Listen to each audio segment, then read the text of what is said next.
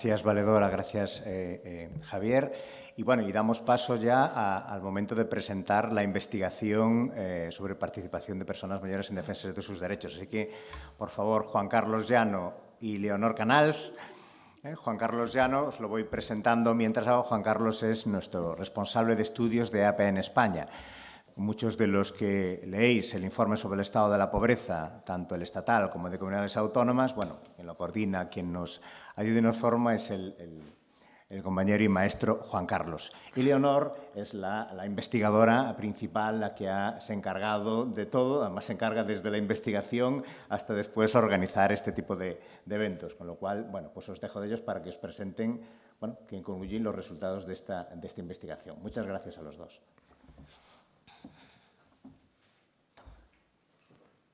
¿Empiezas tú? ¿Empiezo yo? Sí, sí. Hola, muy buenos días a todos y todas. Venimos a hablar del acceso a los servicios esenciales.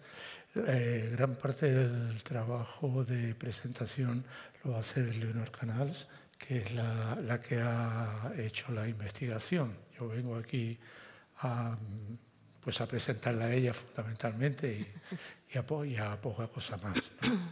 Entonces, mi trabajo aquí va a ser, bueno, la presentación va a constar de una introducción, un marco teórico, metodología y resultados.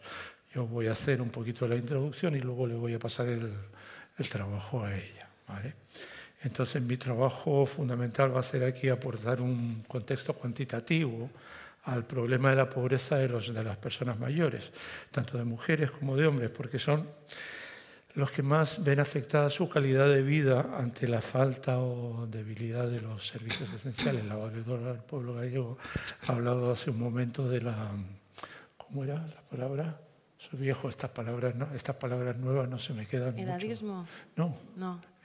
Transversalidad no. Interseccionalidad. Interseccionalidad, esa es concepto nuevo, no me lo sé todavía. Claro. Entonces, claro, porque Galicia tiene, por ejemplo, por hablar de aquí, ¿no? Un porcentaje muy grande de personas mayores, la mayoría de ellas mujeres, pero lo que se dice menos es la gran diferencia que hay en las pensiones, que como sabéis es la principal causa de pobreza. La pobreza es estructural, ¿no? Y hay muchas dudas. Hay gente que dice que la pobreza no es estructural, que la pobreza es culpa de las personas porque ellas no hacen lo suficiente para trabajar. Pues yo creo, nosotros trabajamos en la lucha contra la pobreza pensando que es estructural, que las razones son externas, las razones de la pobreza son externas a las personas. Pero sí, donde no hay ninguna duda de los factores estructurales de la pobreza es en las personas mayores, porque sus ingresos dependen absolutamente de las pensiones.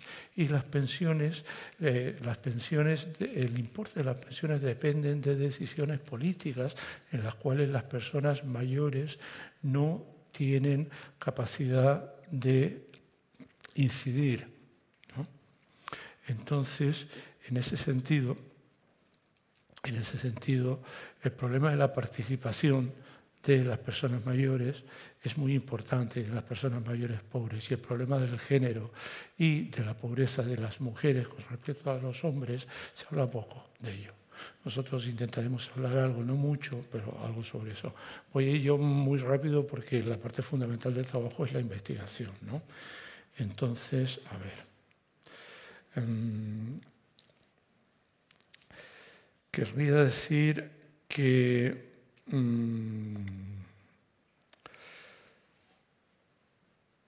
lo primero es que somos muchas personas mayores, ¿vale? Ahora mismo en España hay un 20%, se ve, lo que estoy viendo aquí se ve ahí, ¿no? Sí. ¿Sí? Vale, sí. Hay un 20% de personas mayores, 9,5 millones de personas mayores, de las cuales el 57% son mujeres, mayoría de mujeres. Eso es algo que ya se sabe. También se sabe, ¿no?, que me han dicho que iba a tardar un poquito, pero no tanto.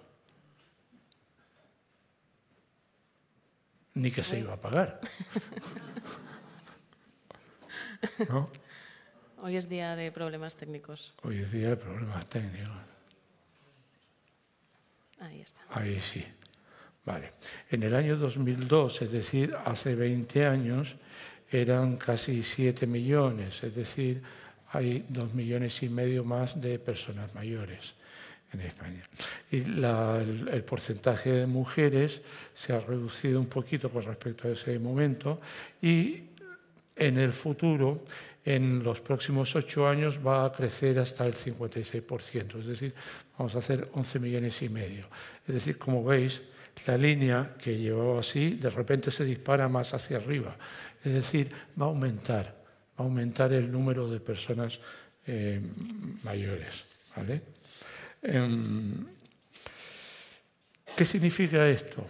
Aquí lo importante es que somos muchas. Yo también me incluyo, yo soy mayor, yo tengo una edad que prefiero no decir todavía. Sigo trabajando, pero ya lo dejo prontito. Claro, ¿no? Pero seguimos sin ser sujeto político. Los mayores seguimos sin organizarnos, seguimos sin saber el poder que tenemos, seguimos sin decidir, sin tener capacidad de decisión, ¿no? Entonces, tenemos que ser capaces de convertirnos en sujeto político y eso es una tarea pendiente. Y esa tarea seguirá pendiente en la medida que no aprendamos que no hemos dejado de vivir todavía. O sea que todavía podemos ser útiles y podemos seguir sirviendo a las personas que queremos, a la sociedad y a todos, y durante muchos años todavía, ¿no? Además,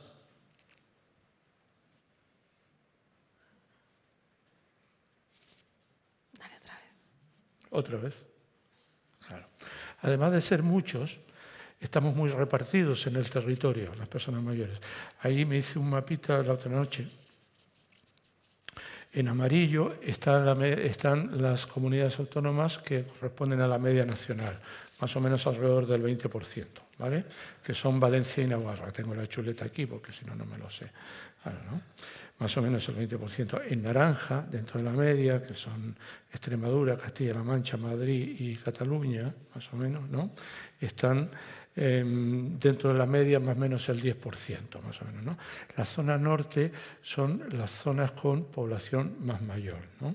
Con las tasas más altas, donde está primero Asturias, que es la comunidad que tiene la tasa de población mayor más elevada, la segunda Castilla y León con el 26% y Galicia, que ya alguien dijo, me parece que fue... ¿sí? Que era un 26%, efectivamente, ¿no?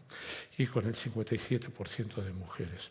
Y en verde, las tasas más bajas que están abajo, que están en Andalucía, en la zona sur de España, ¿no? Las tasas de menores a la media, menos un 10%, ¿vale? En valores absolutos siempre están donde hay mayor población, es decir, en Andalucía, Madrid y Cataluña.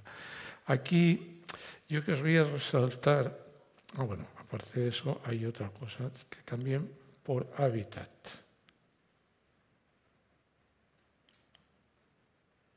Según el hábitat, por ejemplo, el quesito pequeño corresponde más o menos a un 23% de la población mayor que vive en zonas rurales, es decir, en municipios de menos de 10.000 habitantes, ¿no? Y el resto, el 77% en zonas en municipios mayores de esa cifra, ¿no? 7 millones y pico. ¿Qué pasa con estas cifras? Que la población mayor está muy repartida en el territorio. ¿Y qué viene de eso? Que es muy difícil. Cuando digo muy difícil, no es que sea difícil, es que es caro. Es caro asegurar un acceso igualitario a todos los servicios que necesitan las personas mayores, ¿vale? Entonces, en un momento en que se avecina no voy a decir salvaje, pero una dura discusión sobre el reparto de los recursos de la financiación autonómica, el tema de las personas mayores probablemente sea una cosa a valorar en el futuro, ¿vale? Entonces, también quería decir aquí que nosotros en el informe sobre el estado de la pobreza tenemos un mapa parecido a este con las cifras de pobreza de España, ¿no? Donde vemos que España se divide en dos mitades, donde la mitad norte de España ¿no? La mitad norte de España tiene tasas de pobreza muy bajas, de pobreza y exclusión muy bajas, muy asimilables a las del resto de Europa, y de la mitad hacia el sur son muy elevadas, ¿no? Y cuando hice este mapa, de repente me di cuenta y lo relacioné con la tasa de mayores, que se parece mucho a esta cifra, donde en el norte hay muchas personas mayores, y una cosa que pusimos en el último informe, que no sé si lo había calculado otras personas, pero yo no lo había leído nunca, que es que las pensiones reducen un 16% la tasa de pobreza en España. Es decir, si no hubiera pensiones, ¿no?, la tasa de pobreza sería un 16% más elevada, ¿no?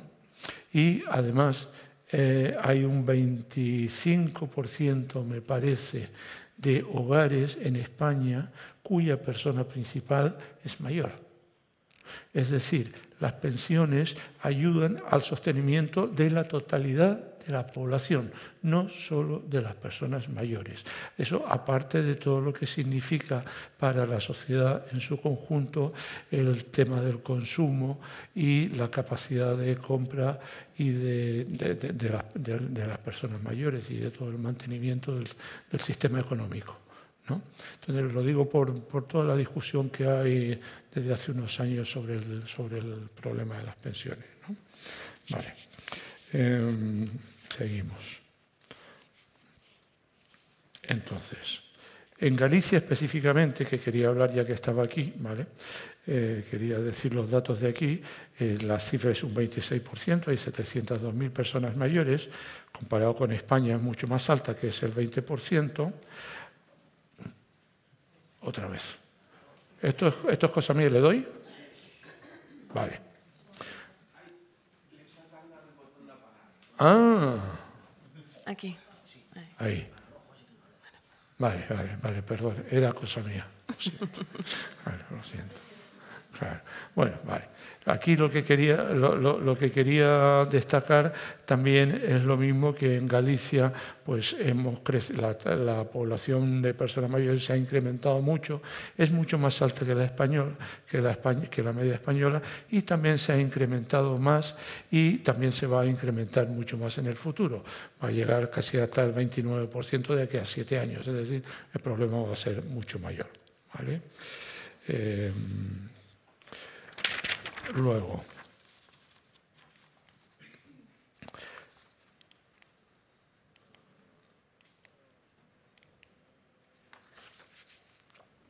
en el gráfico de barras están las tasas de pobreza y vulnerabilidad de personas mayores de 65 años. Y en circulitos están las tasas de la población total, separadas por hombres y mujeres. Vemos, por ejemplo, que la tasa de riesgo de pobreza, que es la segunda, para mujeres mayores es del 20,6. Sin embargo, para la totalidad de las mujeres mayores es del 21. Para hombres es del 16 y para hombres mayores es del 16 y para la totalidad de los hombres es casi del 20. ¿Vale? Y así para todas. Entonces, en general, por no decirlas una a una, vemos que las tasas de pobreza y vulnerabilidad de personas mayores en general son menores que las tasas de pobreza de la población total. Pero hay que decir que las personas mayores son mucho más vulnerables, a pesar de que la extensión de la pobreza y de la vulnerabilidad es menor entre los mayores, sin embargo es mucho más intensa, porque les afecta mucho más. El frío es mucho más grave. Yo cuando me toca pasar frío sufro mucho. Ahora mismo tengo la voz súper tomada y he estado tosiendo todo el fin de semana. ¿Por qué? Porque la semana pasada pasé frío, por cuestiones personales, ¿no? Entonces a mí me afecta mucho. Y pasé un frío que cuando era joven, no significaba nada, ¿no? Sin embargo, ahora tengo que cuidarme mucho porque cualquier cosa me manda directamente, digamos, a la cama, directamente, ¿no? Por ejemplo, ¿no? Entonces, la vulnerabilidad es mucho mayor en las personas mayores y estas cosas afectan mucho a las personas mayores. Y una cosa muy importante aquí, que va a ser lo último que diga para pasar ya, porque si no, no vamos a avanzar nada, es la diferencia entre hombres y mujeres, porque la brecha de género es muchísimo mayor entre las personas mayores que entre la totalidad. Si veis, por ejemplo, en la tasa de riesgo de pobreza, la diferencia entre hombres y mujeres en general, del 19,8 al 21, hay 1,3 puntos, ¿no? Eso significa que el 10%, 1,3 puntos, más o menos que la brecha es, ¿cuánto? Desde el 19,8, que es casi el 20, hasta el 21,1 hay 1,1 puntos, ¿no? Entonces, es más o menos un 7%, ¿vale? La brecha entre el total de personas. Sin embargo, entre las personas mayores, la diferencia son del 16,3, es decir, son 3,7 más, son 4,3 puntos, es casi 20 puntos de diferencia, ¿no? 20,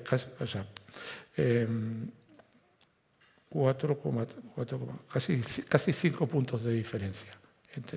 ¿Veis que la diferencia entre hombres y mujeres entre la población mayor es mucho más que entre la población total? Eso es lo que quiero decir. Sí. Eso pasa en todos.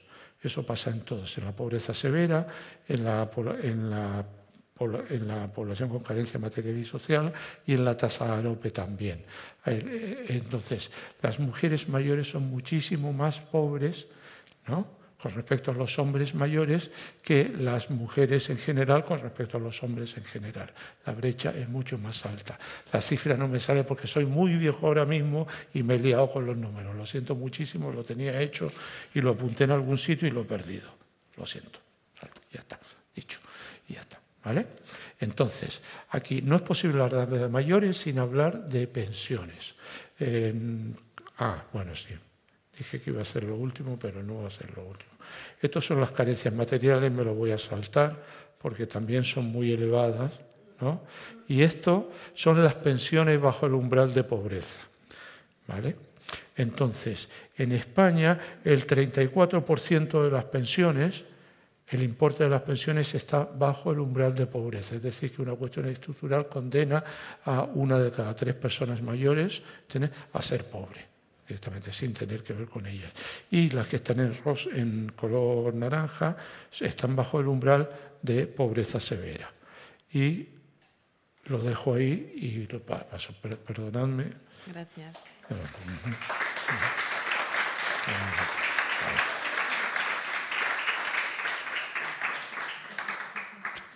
Bueno, y en esta parte voy a ir súper rápido porque creo que ya lo han explicado muy bien las personas anteriores que han intervenido. Pero bueno, los 3 elementos fundamentales, ¿no?, que condicionan la experiencia que viven las personas mayores serían el envejecimiento, la jubilación y el edadismo. El envejecimiento, como ya han mencionado, tenemos un imaginario social, ¿no?, que provoca que veamos a las personas mayores pues, como personas dependientes, con poca agencia, enfermas, ¿no? Generalmente se asocian elementos negativos. ¿Eso por qué es y al mismo tiempo que refuerza? El edadismo, ¿no?, que son estos prejuicios que tenemos en la sociedad que provocan que las personas mayores pues, se vean discriminadas en diferentes sectores de la vida. ¿Y eso también por qué ocurre? Porque, como se ha mencionado anteriormente, le asociamos mucha importancia en la sociedad al trabajo remunerado, ¿no?, al hecho de ser productivos. Entonces, en el momento en el que dejamos de ser productivos en términos económicos, pues se nos quita, ¿no?, mucha parte de nuestra valía, de nuestra autonomía, etc. ¿Todo esto qué tiene como resultado? Pues una discriminación de las personas mayores que permea al final tanto en la normativa, ¿no?, como al acceso a determinados servicios, las instituciones, etc. Y esto provoca que, como ha mencionado Juan Carlos, ¿no?, se vean expuestas a mayores situaciones de vulnerabilidad. Porque además también es característico que hay una invisibilización, ¿no?, de las personas mayores. Como es un sector que asociamos con todos estos elementos negativos y que ya no produce, ya no está, digamos, en el foco, ¿no?, de los problemas. Entonces, en la investigación nos hemos centrado sobre todo en servicios esenciales y participación. Los servicios esenciales son aquellas prestaciones de bienes y servicios que son necesarios para satisfacer los derechos fundamentales. Se caracterizan porque son universales y asequibles y tienen como resultado una mayor cohesión social e integración de la sociedad. También se caracterizan porque son variables, ¿no?, y evolucionan conforme lo va haciendo la sociedad. Surgen nuevos servicios esenciales que antes no estaban contemplados, otros pueden cambiar, o sea, van adaptándose, ¿no?, a los tiempos, digamos. Y, por otra parte, la participación. La participación la entendemos como un derecho, en tanto que está recogido en diferentes normativas a nivel nacional e internacional, también como una responsabilidad, ¿no?, en tanto que formamos parte de una sociedad y, sobre todo, como una herramienta que nos permite transformar los problemas sociales en problemáticas y políticas públicas. Y en este sentido también permite fortalecer la democracia, ¿no?, al tener las personas un papel activo en este diseño, implementación, evaluación de políticas. Se aporta un conocimiento que deriva de la experiencia, ¿no?, lo cual genera políticas y soluciones públicas mucho más acorde con las necesidades reales de la población. Ahora, ¿qué ocurre con las personas mayores? Como os ha mencionado antes, ¿no?, hay que tener en cuenta la interseccionalidad. Y es que las personas mayores tienen problemas para la participación asociados con la accesibilidad, con la brecha digital, con el edadismo que venimos mencionando o con tareas de cuidados, ¿no?, que se asumen en esta edad. En este sentido, la participación es importante en términos del concepto de envejecimiento saludable, ¿no?, que se entiende como un envejecimiento multidimensional que afecta tanto aspectos psicosociales como fisiológicos y sociales. Entonces, en este envejecimiento saludable, el envejecimiento activo y la participación tienen un papel fundamental. ¿Por qué? Porque se ha visto que la participación tiene mejoras en el bienestar social de las personas, ¿no? Ayuda también a reducir estos elementos de vulnerabilidad o de posibles discriminaciones que venimos mencionando, asumiendo nuevos roles, ¿no?, dentro de la sociedad, favoreciendo la autonomía de las personas mayores. Entonces, es un factor que hay que tener en cuenta. ¿Y por qué unimos servicios esenciales y participación? Como hemos mencionado, los servicios esenciales, hablar de servicios esenciales al final es hablar de derechos, ¿no?, y de cobertura de derechos que influyen en el bienestar de las personas, pero también en un buen desarrollo de la sociedad. Entonces, actualmente con las crisis y el desarrollo económico, sumado con los nuevos cambios sociales, ¿no?, que abren hueco a nuevos espacios de vulnerabilidad, se ha visto ya la importancia de mantener y reforzar los servicios sociales, especialmente para aquellas personas que están en mayor situación de vulnerabilidad. ¿Por qué? Porque hemos visto que hablar de servicios esenciales al final es hablar de disfrute de derechos, ¿no? Hablar de servicios esenciales significa poder acceder a los transportes para acudir, por ejemplo, a una cita médica, ¿no?, o a una cita social de ocio. Significa tener acceso a los servicios digitales, igual para poder acceder a diferentes trámites administrativos o simplemente para mantener el contacto con las personas cercanas. Entonces, ¿qué papel juega aquí la participación? Como hemos mencionado, la participación es una herramienta, ¿no?, que puede ayudarnos a esos derechos, esas discriminaciones, o bien reforzarlos en el caso de los derechos o bien paliarlas en el caso de las discriminaciones. Al mismo tiempo que a través de la participación y de que las personas mayores se les reconozca, ¿no?, esa agencia que tienen, también sirve para romper con el estigma, ¿no?, y con la homogeneización que hay en torno a las personas mayores de incapacidad, de dependencia, etc. Por no enrollarme demasiado, ahora Esta ha sido la metodología que hemos seguido en la investigación, que ha constado de un mapeo, una explotación de bases de datos, encuestas y grupos de discusión. Voy a pasar a los resultados de la investigación, que son fundamentalmente 5. En primer lugar, como ya se ha mencionado también antes, ¿no?, porque es algo evidente, participan más las mujeres, ¿vale? También en el colectivo de personas mayores. En este sentido, se ha visto que un factor muy importante es la mayor disponibilidad horaria que tienen las personas mayores, ¿no?, respecto a etapas anteriores de la vida. Tienen mayor disponibilidad horaria y entonces la aplican más en lo que viene a ser la participación. Al mismo tiempo, tienen menores obligaciones, ¿no?, tanto laborales como de cuidados. Entonces, se encuentran ahí dos factores que lo fomentan.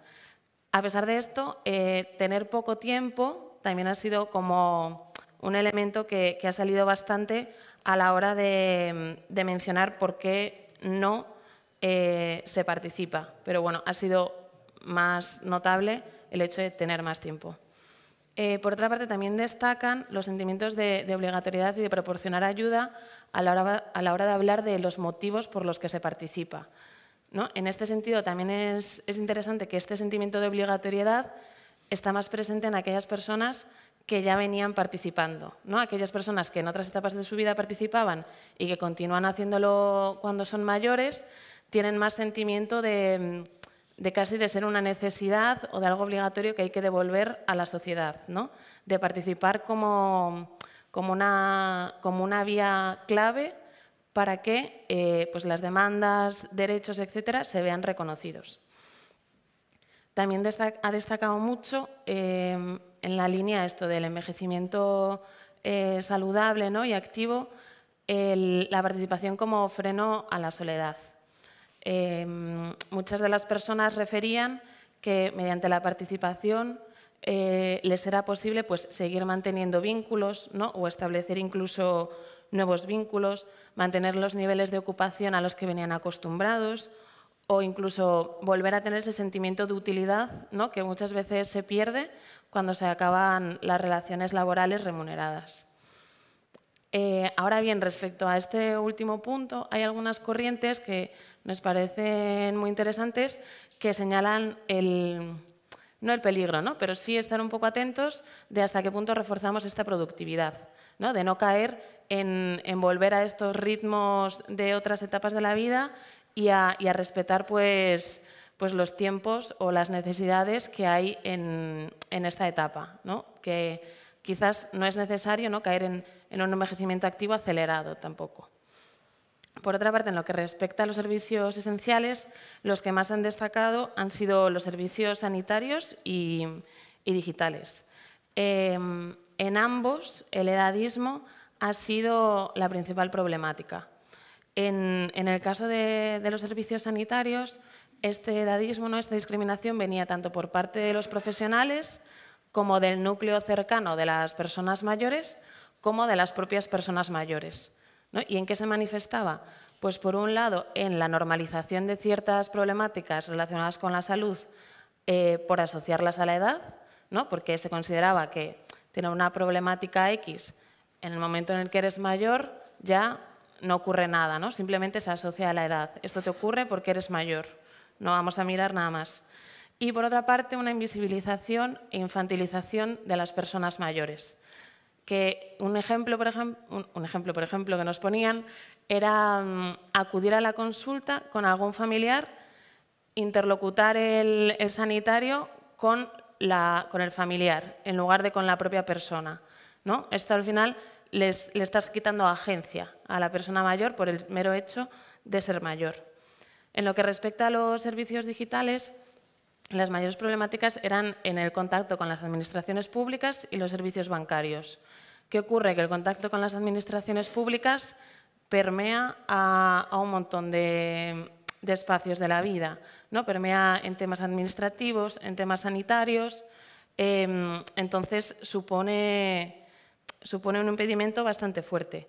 En este sentido, señalaban la necesidad de las administraciones públicas adelantarse a esas problemáticas, ¿no? Si se van a implementar elementos relacionados, por ejemplo, con nuevas estrategias digitales, adelantarse a las dificultades que ya se conoce tiene el colectivo de personas mayores, ¿no? Y no dejar a cuando empiezan a surgir los problemas.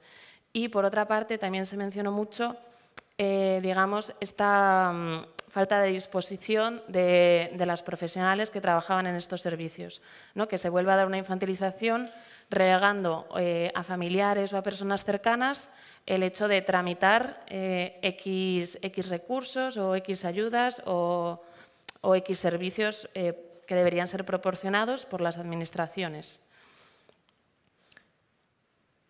Continuando con los resultados, bueno, también se ha visto un sesgo de clase en lo que se refiere a los servicios esenciales, ¿no? Que fundamentalmente volvemos a referir a la interseccionalidad, ¿no? Las personas tienen necesidades diferentes también en función pues eso, de la clase, de la edad, del género, etc.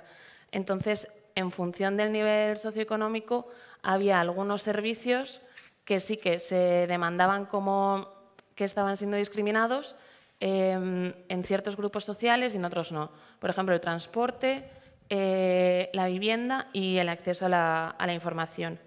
Y en este sentido, ¿no? Relacionado con la interseccionalidad, es necesario romper esta idea que tenemos de los mayores como un grupo homogéneo, ¿no? Precisamente para dejar cabida a estas necesidades diferentes que tienen, que no son las mismas si, pues eso, si son mujeres, que si son hombres, si son nacidas nacionales o no, etc.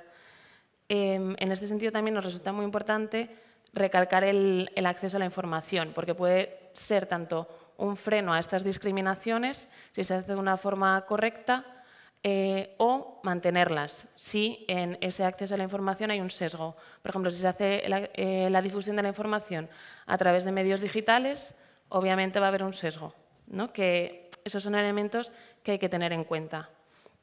Por otra parte, el enfoque intergeneracional consideramos que también es clave, ¿no? Para fomentar la participación y el acceso a los servicios esenciales de las mayores. ¿Por qué? Porque, como hemos hablado, este edadismo, ¿no? Provoca que situemos a las personas mayores fuera de lo que viene a ser el conjunto de la sociedad, ¿no? Señalarles como otra cosa. Esto al mismo tiempo mantiene y refuerza el edadismo.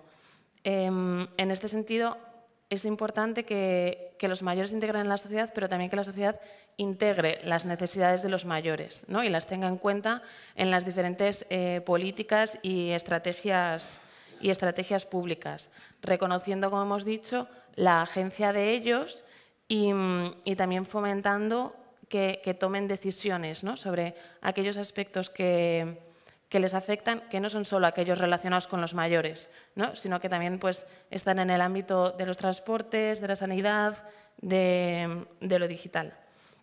Entonces, este enfoque generacional consideramos que es fundamental que haya relación entre las diferentes cohortes, precisamente para romper con esas brechas, ¿no? Que establecemos entre ambas. Y, por último, el edadismo interiorizado, ¿no? Todas estas asociaciones que hacemos el conjunto de la sociedad entre la juventud con elementos positivos y la vejez con elementos negativos también se ve en las propias personas mayores, porque al final formamos parte del mismo colectivo, ¿no? Y entonces lo tenemos presente. ¿Esto qué hace? Que se niegue el propio envejecimiento, ¿no? Y considerarse a sí mismas como personas jóvenes, ¿no? O rechazar aquellos rasgos que les hacen asociarse con personas mayores. Esto consideramos que hay algo que hay que tener en cuenta, no solamente porque pues, refuerza una autoimagen negativa, ¿no? Al asociarte a ti mismo como persona mayor y esto con lo viejo, sino porque para luchar, ¿no? O fortalecer por los derechos de las personas mayores, por un acceso igualitario y digno a todos los servicios, es importante también reconocer aquellos elementos que te están discriminando, ¿no? Para poder señalar las discriminaciones que se sufren en el día a día, es importante reconocerlas como propias, porque es un factor que también hemos visto que afecta mucho a la participación, que cuando una persona se identifica con la problemática, suele participar más, ¿no? O esta participación suele ser más fuerte. Entonces, por eso nos parece importante eso, tener siempre en la cabeza este edadismo interiorizado, ¿no? E intentar apagarlo un poquito. Y nada, estos serían los principales resultados de la investigación. No sé si hay algún comentario, pregunta. Yo quería decir una cosa, ¿puedo? Claro. Sí. Una cosa que me llamó mucho la atención, mucho, es el tema de que yo dentro de la investigación hice bien poquito, pero sí llevé dos grupos de discusión, ¿no? Y en ninguno de los dos grupos de discusión, ninguna de las personas mayores sabía lo que significaba edadismo. Luego lo he preguntado a más personas mayores de distintos niveles culturales y nadie sabía lo que significaba edadismo. Como lo que no se nombra no existe, me parece a mí que el concepto de edadismo no ha tenido éxito, no ha triunfado. Me parece a mí también que es porque es poco específico, en el sentido de que no define bien ¿cómo se llama eso? La discriminación. La discriminación por edad para personas mayores, porque también incluiría jóvenes, por ejemplo, ¿no? No es específico. Y los mayores no saben. Sin embargo, sí son capaces de escribir una enciclopedia de hechos concretos, de discriminaciones concretas que les han tocado sufrir, desde subir al autobús hasta en el médico o en la compra o en distintos sitios, ¿no? donde han sufrido discriminaciones que cualquier técnico las identifica como discriminación de tipo edadista, ¿no? Pero ellos no la identifican así, ¿no? Entonces, hay un trabajo teórico pendiente, me parece a mí muy importante, que no sé a quién le tocará, ¿no? Pero debe nombrarse. No se ha nombrado bien, no está bien, no se ha nombrado bien todavía y la gente no sabe lo que es el edadismo. Bueno, pues eso es lo que quería decir. Pues ya estaría. Sí. Mira, yo creo que... Mira, te traen ahí un micro. Sí. Que me resulta curioso es que decía Juan Carlos, ¿no?, que la calidad de vida la marcaban las pensiones, ¿no?, de las personas mayores. Normalmente los hombres son los que tenían vida laboral más activa que las mujeres en este país, ¿no? ¿Cómo es posible que sigamos siendo las mujeres las que estemos participando más en la vida asociativa y no los hombres? Yo creo que nos faltó en este estudio esa visión. ¿Qué pasa con los hombres? Sí, en general, ¿no?, es una característica en general de lo social y de la participación que hay más mujeres, ¿no? En parte por la socialización que se tiene, es muy diferente de hombres como mujeres. Las mujeres también solemos implicarnos más en todo lo que viene a ser comunitario. Entonces, es algo que se aprende a lo largo de la vida, ¿no? Entonces, al final, cuando somos mayores, pues seguimos reproduciéndolo. Pero bueno, sí, estaría bien darle una vuelta a esa parte, ¿no? A la parte de ellos y no tanto de ellas. Los hombres no participamos. Sí, es que eso es así. Sí. Sí, pero no estamos interesados. Los hombres mayores estamos... Claro. Es que es así. Bueno, mi plural es majestático, yo también me incluyo porque también soy viejo, ¿no? ¿Entiendes? Pero, claro, yo no sé, claro, quizá porque... A ver, hace muchos años, quizá no tantos, en la familia, el mayor mandaba, el mayor era el jefe. ¿Pero por qué mandaba? Porque el chico joven veía al abuelo, al abuelete, y sabía que su vida iba a ser exactamente igual a la del viejo, a la del mayor, ¿entiendes? Todo su destino estaba predeterminado por esa vida, ¿entiendes? Claro. ¿Por qué? Porque era así, porque su futuro iba a ser así. El abuelo le enseñó al padre lo que fuera, el padre le enseñó al hijo y se mantenía. Eso cambió. Mis hijos empezaron a saber más que yo a los 10 años. ¿entiendes? Claro. Y es así. Entonces, nosotros ya no somos capaces de enseñarle a los jóvenes cómo se debe vivir. Y no hemos comprendido eso, los mayores.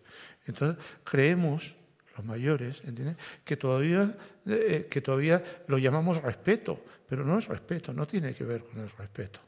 No tiene que ver con el respeto. ¿Entiendes? Simplemente que no tenemos ya herramientas para decirle a los jóvenes cómo deben vivir. Si acaso ellos deberían decirnos a nosotros cómo debemos vivir. Lo que pasa es que no están interesados pues porque están muy ocupados, pues porque ahora va todo muy deprisa y muy rápido, ¿no? ¿Entiendes? Pero las cosas han cambiado mucho y nosotros no tenemos herramientas para esta vida moderna, todo me alcanza. O sea, yo me considero un tío, por ejemplo, tecnológicamente bastante formado. ¿Entiendes? Mis hijos dicen que yo hago lo que es, que yo manejo el ordenador como nadie, por ejemplo. Yo manejo bien el ordenador desde hace muchos años, ¿no? Sin embargo, para cualquier cosa necesito que ellos me ayuden. Cojo el móvil, por ejemplo, y yo no sé, digo, hijito, arréglame esto, por favor, porque me quedo sin nada. Me quedo sin herramientas para cualquier cosa. Entonces si yo me veo a mí, que me considero una persona culta y con capacidad para entender esas cosas, ¿no?, que no soy capaz. ¿Entiendes? ¿Qué pasa con la gente que no tiene, con la gente mayor que no tiene esa capacidad o el nivel educativo adecuado para comprender esa cosa? No puede. Entonces hemos perdido nuestra capacidad. No entendemos el mundo, no queremos participar en el mundo. ¿Entiendes? Entonces es así. ¿Pero por qué? Porque nos sentimos fuera, porque ya el mundo ya no es nuestro. ¿Entiendes? Tenemos que hacerlo nuestro, porque todavía nos quedan años por vivir, ¿no es cierto? Alguien dijo antes, es un triunfo vivir más años, pero era un triunfo parcial o algo así. Tú lo has dicho antes, sí, también, ¿no? Es un triunfo parcial, porque falta la otra parte, ¿no? No se trata solo de vivir años, ¿no?, sino de vivirlos activamente, ¿no? Pero nos cuesta. Sí. Tenemos ahí otra pregunta. Sí, bueno, más que una pregunta, es una reflexión que me ha venido a raíz de su pregunta de por qué los hombres no participan. Y yo desde mi visión, que puedo estar totalmente equivocada, pero es el debate interesante, ¿no? Creo que tiene mucho que ver con el sistema productivo. Tiene que ver con la educación en el sistema productivo. Es decir, yo participo mientras soy productivo. Cuando considero que no soy productivo, no participo porque no me han educado para disfrutar, me han educado para producir. Y quizá las mujeres tenemos esa vertiente más social que nos impulsa más, pero los hombres puede que se hayan quedado ahí, estancados. Es mi visión, no sé. Sí, era exactamente un poco la reflexión que quería hacer yo en relación con lo que planteabas. Y es que yo creo que la propia situación, vamos a decir, laboral de las mujeres durante el siglo XX, pues era una situación donde por parte de los poderes públicos lo que se facilitaba era que la mujer quedara en su casa al cuidado de su marido, de los hijos, muchas veces también de los padres y de los suegros. Eso era lo que se facilitaba. Por otra parte, cuando las mujeres accedían al trabajo, bueno, es que no podían tener una cuenta corriente a su nombre sin autorización del marido hasta los años 70, ¿no? Acceder al sector público pues sobre los años 60. Y todo fue como una conquista, ¿no? Cuando las mujeres accedían al trabajo, muchas veces también lastradas por la discriminación por la maternidad, pues accedían a trabajos pues, más precarios, peor retribuidos, y eso determina también un poco la situación de cuando hablamos de las personas mayores con menores pensiones. Sus carreras de seguro no están a la altura de los hombres. Y eso, que efectivamente redunda un poco en esa educación a lo mejor productivista por parte de los varones, por parte de las mujeres lo que generó fueron unas redes de apoyo, unas redes de sororidad, y además fortalecerse, si se puede llamar así, en unas labores de cuidado hacia los hijos, hacia el marido, y eso sois capaces de transformarlo en vez de considerar que eso es un lastre de transformarlo en esa mayor participación social, en esa mayor implicación de las mujeres, también en el reconocimiento de sus derechos, porque si bien es cierto que a lo mejor no conocen el término edadismo y lo que no se designa, no se visibiliza y no está, lo que está claro es que las personas mayores, las personas en general, pero específicamente en este caso las personas mayores, cuando se ven discriminadas en el ejercicio de sus derechos, lo identifican perfectamente, ¿no? Aunque a lo mejor no se les pone nombre, pero es necesario también insistir en que también es necesario a veces categorizar, ¿no? Pero yo insisto en que esa sororidad de las mujeres, bueno, ya la vista está de todas las que venís, nada más ni nada menos que desde Berín, ¿no? Levantándonos, no sé, a las 6 de la mañana o más, ¿no? Y hay aquí un nutrido grupo. Nada, muchas gracias, Era.